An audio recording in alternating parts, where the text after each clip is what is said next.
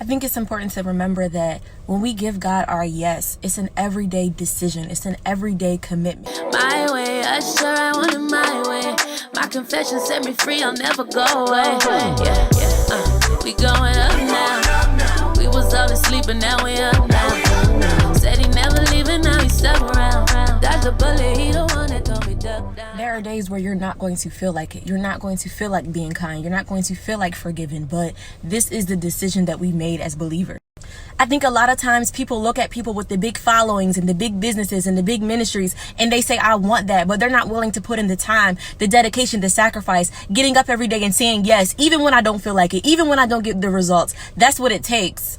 When you commit your life to serving others, you realize that it's not about you. Even when you don't get the results, even when you don't get the likes, it's about you serving others. So that's why you have to show up each day. Even when you're tired, even when you want to give up, you have to show up each day to serve. I realized that each season of my life that God takes me into, the season before prepared me for that. So now I'm doing Instagram lives, but I've already been doing girl talks every single Wednesday for a year. So that prepared me for what I'm doing now. That commitment prepared me for now. Before I had my own baby, I was already used to dealing with kids. Me and my nephew, we used to go to the park and go to McDonald's, and I used to watch him and change him. And so by the time I had a baby, I was prepared for that because God had prepared me in that season. I didn't realize it. Before I got married and became a wife, I already got used to cooking. I shared an apartment with my roommate. I learned to buy groceries. I learned to manage money. I learned to make different meals, to meal prep. This is before I entered into my season of marriage. I was prepared.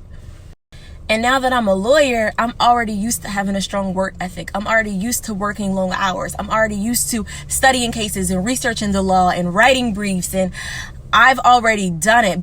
I'm used to trying to find a work-life balance. I'm used to being a professional. I'm used to networking and building relationships with people. I've already been here. I haven't been here in this capacity, but God has already prepared me for this moment. So we have to realize that before God takes us to where we're going, he's going to prepare us. It might not look the same. It might be unfamiliar. It might be a new place and it might be new people, but he's already developed us. He's already given us the skills. He's already given us the discipline for where we are.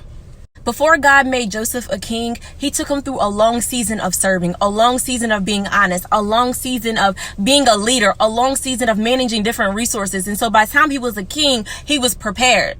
David already knew how to defeat Goliath because he already knew how to use a slingshot. He already knew how to take an enemy down. He already knew how to defend himself. He already knew how to survive. So by the time he faced a giant, he was prepared.